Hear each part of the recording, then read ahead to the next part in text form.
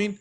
तहकीक मजीद फी हकीकत यजीद सफ़ा 17 में लिखा है कि अब रहा सल्फ़े सालिहीन का कौल उसकी लानत के बारे में, तो उसमें इमाम आज़म, इमाम मालिक और इमाम अहमद बिन हम्बल रजी अल्लाह अन्हुम के दो किस्म के कौल हैं, एक तसरीह के साथ, एक तलवीह यानी सराहतन लानत का जवाज। और क्यों ना हो, जबकि यजीद की हालत यह थी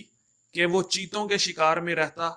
और नर्द से खेलता और शराब पीता। चुनाचा उसी के अशआर में से है